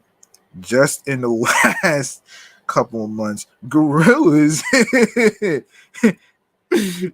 opened 7 new stores, employing more than 100 new roles to oversee and operate these locations. When launching a new store, Gorillas actively seeks to employ individuals from the community where the store is located, creating a stronger bond between our brand and the neighborhoods we serve. The company decided to shift its focus from rapid fire growth to long term sustainability after its fall 2021 funding round. Gabriel said in an email to AM New York, the developments in the capital markets confirmed this strategy and proved that we needed to reinforce our company's focus toward profitability, he said.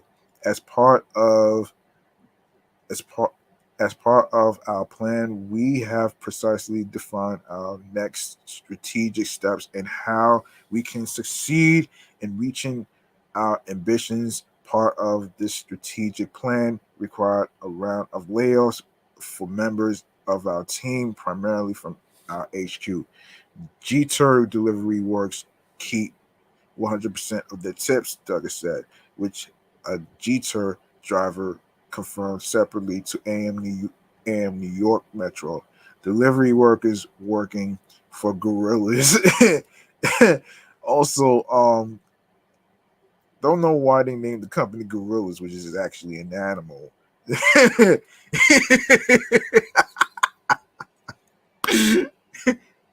Also, keep all the tips. An employee said, and Gabriel said, all the gorillas employees, whether they work at corporate headquarters or at a dark store, are offered health care, paid vacation, and sick pay. Safety and new regulations for delivery workers, of course. Adequate pay isn't the only issue facing delivery workers of all kinds in New York City. Food delivery is um, a notoriously difficult and dangerous job requiring delivery workers to cycle at all hours and in all kinds of weather. Speeding cars, rain and snowstorms, and even assailants all pose a threat to delivery workers, and some critics said apps promising a full grocery order within 15 minutes would further endanger riders and pedestrians or other cyclists contending with speeding e-bikes. Nearly half of the city's delivery workers have been involved in a crash. Something I would never do, folks, so don't ask me. According to a joint study conducted by deliveristas, Unidos, and Cornell University, I unfortunately have the hard job to get the calls. 14 workers died last year, and it is a very difficult challenge to explain to family members that they are not coming home because of the high risk of what these workers confront. Colin Hernandez said at a June hearing held by the city's Department of Consumer and Worker Protection. Last fall, DoorDash, who ventured into the quick delivery service when they launched their first Dash Mart location in New York City in December, launched Safe Dash in partnership with security company ADT. The program included a number of new in-app options so dashers could quickly contact ADT or the police if they found themselves in an unsafe situation. DoorDash followed the lead of other quick commerce companies when they launched their grocery delivery service. Their Dash Mart employees and couriers are employees, not gig workers, and are employed by Dash Core, a subsidiary of the company. This year, DoorDash worked with community partners to host a workshop on workers' rights and protections for non-Dash Core dashers and other delivery workers. The event was canceled at the last minute, reported news outlet The City, as members of the deliveristas criticized the company's practices and treatment of their workers. In February, as lawmakers prepared to introduce legislation regulating quick commerce grocery delivery apps in the New York City Council, Gorillas dropped their 15-minute promise, and their riders are required to take part in safety courses offered by the state and by the company before they can make deliveries, Gabriel told AM New York Metro. We want to ensure that Our riders remain safe in the streets and don't feel any pressure to put speed over safety, Gabriel said. That's why our employees are not re, remun, remunerated based on the speed of the deliveries and are instructed to put their safety over the goal of a within minutes delivery. Speed of work is a major health and safety risk factor to meet delivery demands. Workers have to adapt unsafe practices like speeding, using their phones while driving, running red lights, skipping lunch breaks, and bathroom breaks, which can lead to worker fatigue, illness, and fatal accidents, said Iman Ferris, director of advocacy at the CUNY Urban Food Policy Institute at the June DCWP hearing. Those risks are especially prevalent for gig workers who do not have consistent work or pay, Ferris said. Salaried employees at Jeter and Gorillas are guaranteed regular pay and hours regardless of order demand. Guitar outfits their deliver workers with purple and yellow equipment like jackets, pants, gloves, and helmets, Duggar said, and their electric bicycles and scooters are sped restricted. There is no penalty for a delayed delivery, he told AM New York. Our business model and technology is what drives our speed, facilitating our logistics to make rapid delivery possible. He said, we do not promise exact delivery times and never push our delivery riders for faster deliveries. Jitter also has a dedicated safety team providing comprehensive safety training before riders ever get on a bike or scooter. Each each Jeter warehouse also has a break room and a bathroom for employees, Douglas said. Among the laws passed by the council this year is a bill mandating restaurants allow delivery workers to use their restrooms since people delivering for DoorDash or Grubhub don't have central locations to return to with facilities to use. All right, let's see. All right, let me see. All right, things to do for the weekend actually. So let's get to that right there. We're gonna start with California first, and then do we're gonna start with California first, and then do New York next. So let's see places to go in Los Angeles. So we're gonna get into that right there.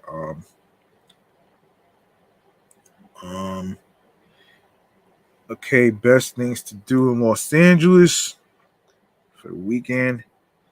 Okay, so here it is. So, Museum Day. In the spirit of Smithsonian museums, which offer free admissions every day, Museum Day is an annual event hosted by Smithsonian Magazine in which participating museums across the country open their doors to anyone presenting a Museum Day ticket for free. This year's LA area museums participating include the Grammy Museum, Japanese American National Museum, Museum of Latin American Art, Los Angeles Maritime Museum, and the International Printing Museum, plus the always free California African American Museum. It's going to happen on September the 17th, which is a Saturday coming up. So be sure to go check that out. Hold on a minute. Let me just see where it's located. I'll give you the location. So it's various locations. You can check out their website, smithsonianmag.com/museum day/museum day 2022. And the event is free and the hours varies. So to be determined, so you can actually check that out. It starts at 10 a.m. And also on Saturday is Luminex 2.0 projected realities. Last year, this one night only event turned um, buildings along 5 blocks of downtown LA into a canvas for colorful projections. Now it's back for round two on Saturday, September 17th. DTLA will once again come alive after dark thanks to a dozen site specific installations. Projected realities will stage augmented reality installations, immersive artworks, a digital drone activation, live performances, and sound and video feeds all for free. Let me see how much time we got here. All right. Yeah, we got yeah. So this is going to be in various locations again, and you can check out their website, which is what is it? Luminexla. Luminex. Hold on a second. LuminexLA.com. You can check out the website for information, and the event is free. It starts at 7:30 p.m. on Saturday as well. It starts at 7:30 to 11:30 p.m. And okay, what else? What is this popping this Thursday? So Primavera Sound after having to push off its slated 2020 debut. Primavera Sound is fingers crossed bound for LA again with a pretty immersive lineup to boost too. The fest, which originated in Barcelona, will see Arctic Arctic Monkeys.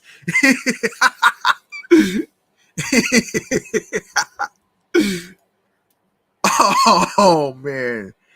Yeah, Arctic Monkeys, Lord, and 9 Inch Nails. Oh wow. Oh wow. 9 Inch Nails. Oh man, at its top. It's 2022 line. Anyway. Yeah, that's crazy. Yeah, that's crazy though, man. So yeah. Oh shit. Okay, the three-day event scheduled for September 16th through the 18th at LA State Historic State Park also includes the likes of James Blake, Mitski, Clairo, Darkside, um, um, Arca, um, um, K- Kuragbin, Stereolab, and Kim Gordon.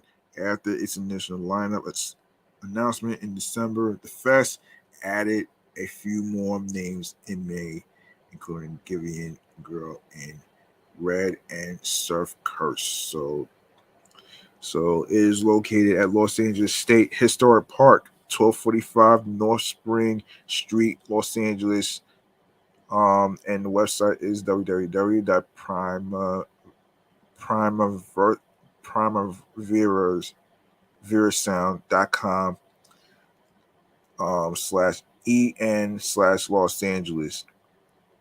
That's www.primaverasound.com. And for those of you who may be wondering, I'm using a website called Time Out. So it's timeout.com is what I'm using. And it's basically I'm using it to actually let people know who's living in California some fun activities to do for the weekend. So that's what I'm here to do. And you're gonna have to pay out of pocket. So the tickets is like $399, and VIP is $925. Now, I don't know the time for this, so you would have to check the website for more information. So So yeah, there you have it right there, and I ain't going to actually get to. So we have a sing along sound of music. Of course, watch the nun.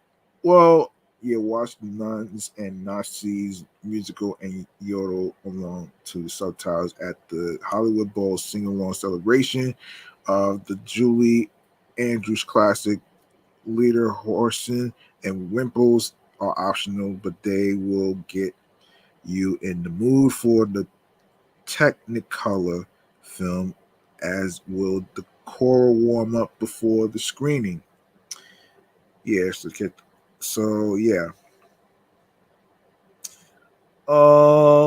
Getty 25 festivals.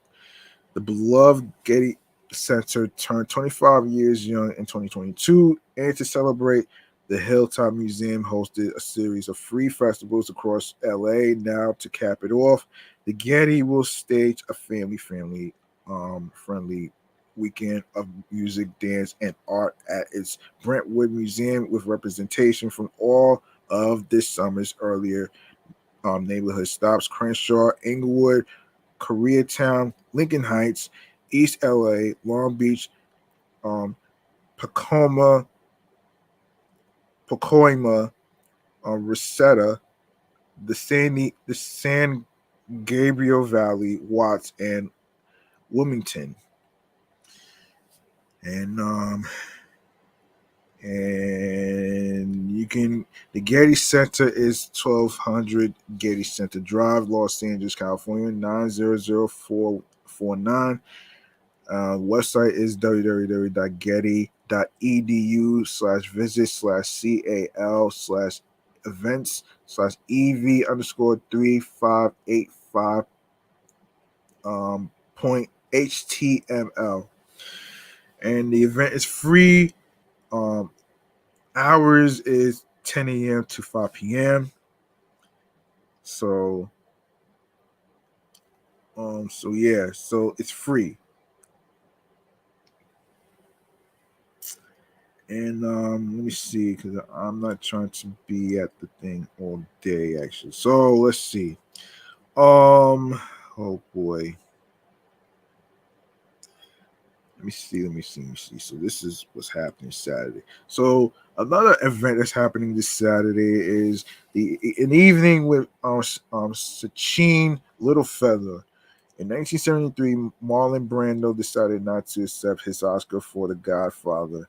Instead, on his behalf, Sachin Littlefeather turned down the onstage award presentation and spoke out against the stereotypical treatment of Native Americans in film, and it was not well received among the crowd.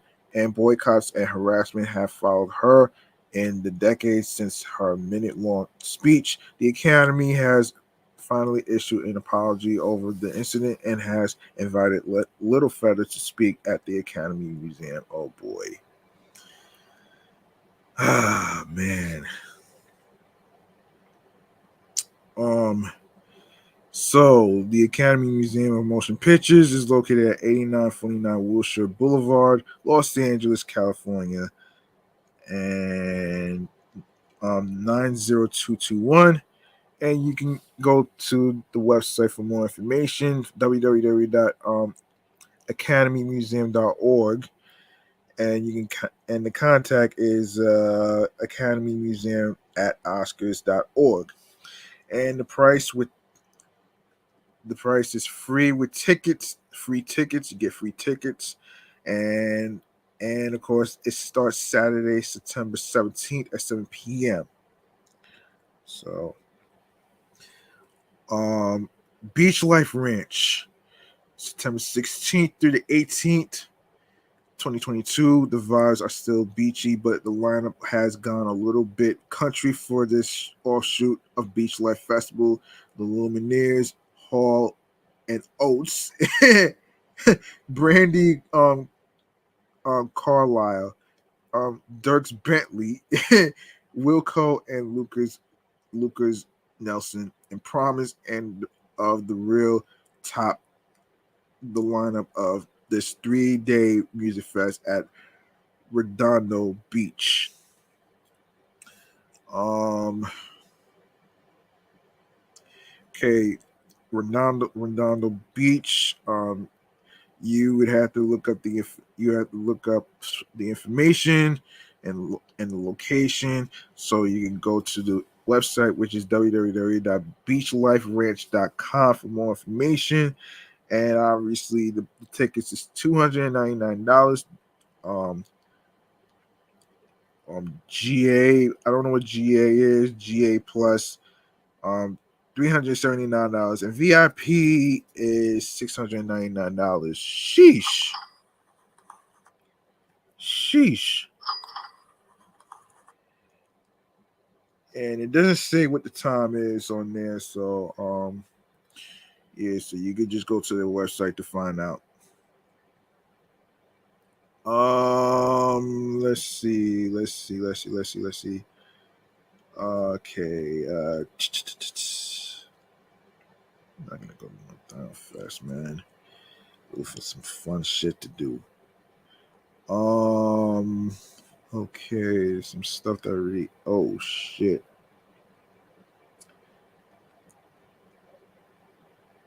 All right. Malibu Triathlon. Watch participants swim, bike, and run their way along Zuma Beach and PCH at Saturday's daunting Olympic distance race and Sunday's slightly shorter classic distance. Funds raised from both races benefit the Children's Hospital Los Angeles' Pediatric Cancer Research Program. You'll find bleachers on the swim to bike transition area near Lifeguard Tower 10. But if you can catch the bulk of the action respectfully from along PCH for the bike portion and by Zuma Beach for the run. Park at Malibu's High School or at Point Doom. So this is 30215 Morning View Drive. Okay. Zuma Beach is 30000 Pacific Coast Highway, Malibu. For your Californians out there, 90265, and it's free to spectate. $240 to compete. And the website is malibutree.com for more information. And of course, Saturday 7 a.m. It starts at 7 a.m. and 7 a.m. on Sunday as well. So let's see.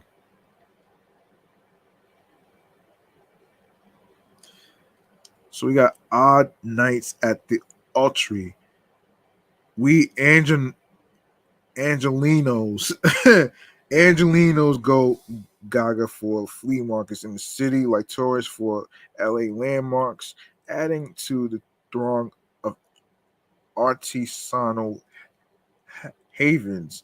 Philip Dan continues one of the best with this monthly night market called Odd Nights at the Autry.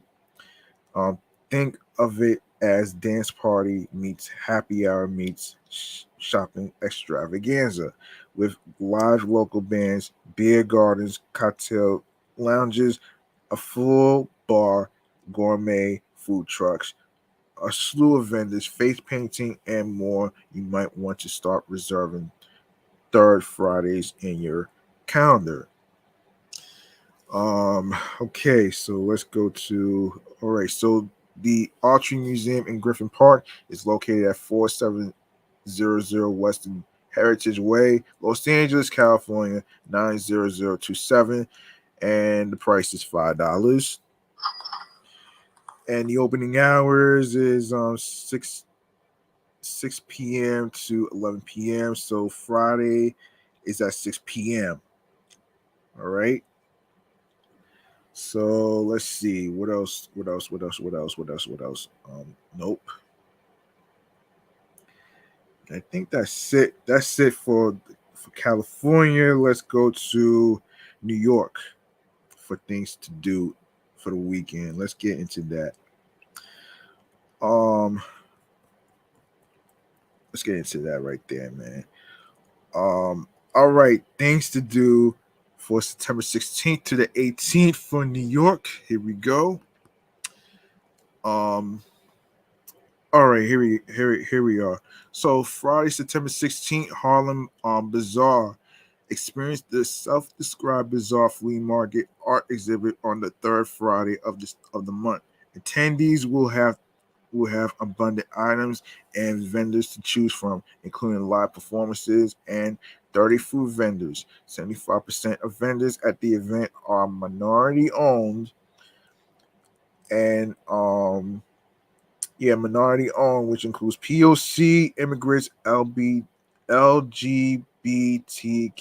plus, and women.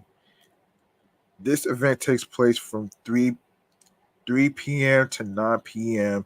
located at 163 West 25th Street in Manhattan, New York. Patrimonio Mestizo exhibition. Come support Camila Rodriguez, Triana's new mixed media identity focused work at Fishman Space inside the Brooklyn Academy of Music this weekend.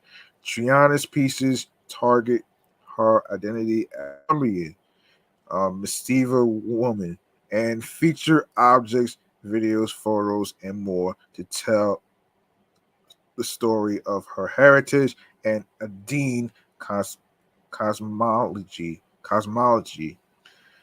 The exhibition is free and open for viewing from 1 p.m. to 7 p.m. located at 321 Ashland Place in Brooklyn, New York.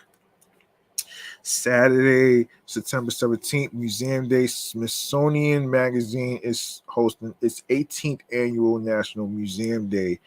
Participating cultural destinations and museums will offer free admission for the day, including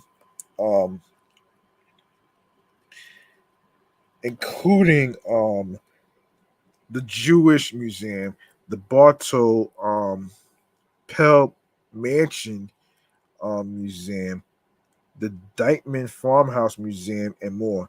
So the tickets must be reserved in advance on the Smithsonian website. Go to the link here. Go to the link where it says here on the website, which is www.amny.com/entertainment things to do. AMNY Weekender, September 16th through the 18th. So there you have it right there. So Indie Plaza, ready to experience a free 2-day lineup of indie music, hands-on workshops, a band merchandise market, and spectacular food and drink. Head over to the Rockefeller Center this weekend for the inaugural Indie Plaza. Headliners include Ali Al-Shahid, Muhammad, Claude, Horse Girl, and Sessa. Other highlights include live art demonstrations, screen printing, artist signings, DIY family fun, and games. Located at 45 Rockefeller Plaza, Manhattan, New York. Free roller skating in the park. Love to skate. Love free events. Skates in the park is for you. The event takes place every Saturday and is open to skaters of all skill levels. Loaner skates are available on a first come, first served basis, but beginners are encouraged to take the free class from 3 p.m. to 4 p.m. and to bring safety equipment.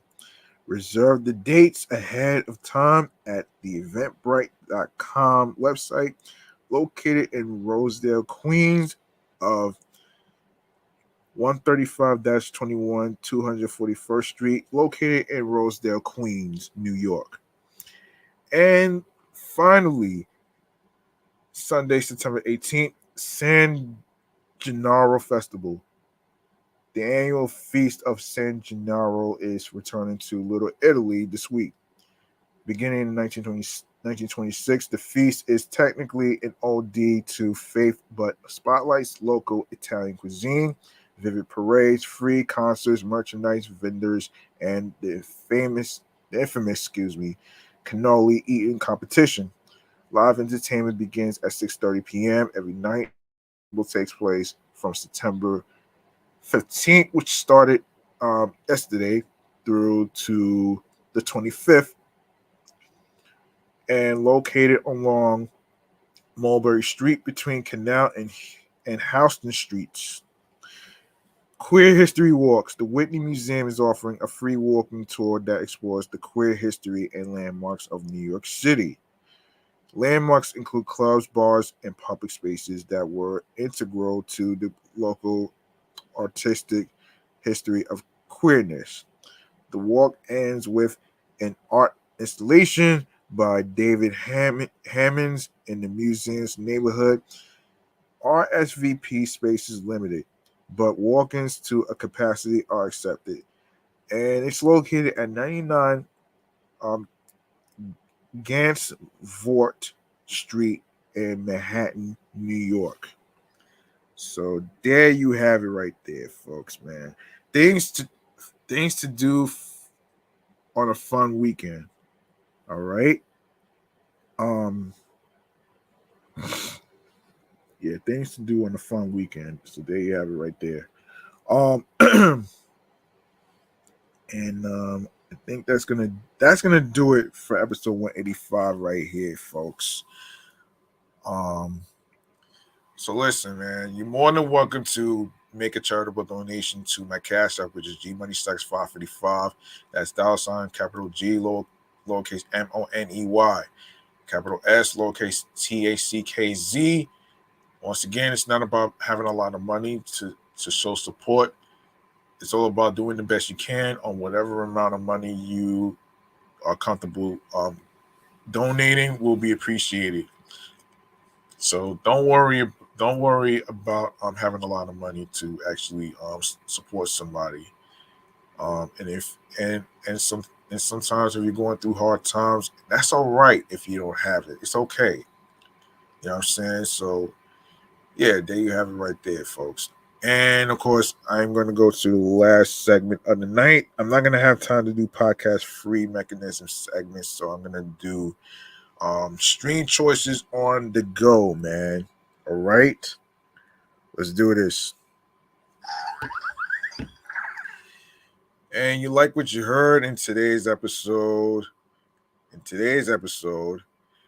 Which is basically all about the new GTA 6 game, actually. And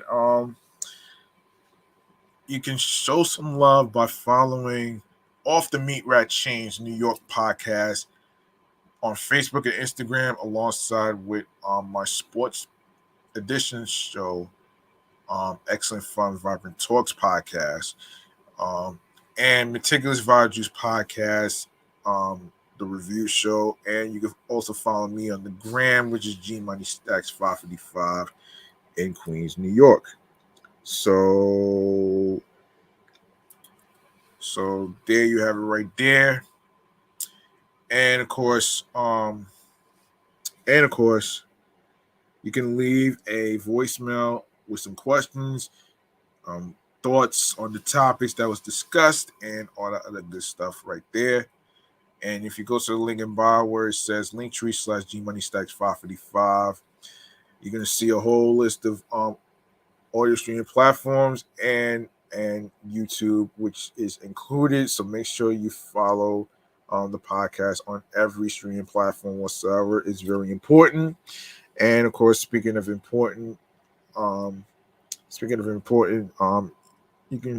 can also start with Anchor, Audacity, Audible, Audioburst, Amazon Music, Breaker, Castbox FM, Deezer, Listen Notes, Moon FM Podcast, Player FM, Pocket Cast, Podbay, Podfriend, Podo Polo, Podorama, Podcast Index, Podcast Addict, Podchaser, Podverse, Reason FM, Spotify, Stitcher, TuneIn Radio, Google Podcasts, and you are more than welcome to actually give a 5-star rating to Podchaser, Podfriend, and alongside with Spotify.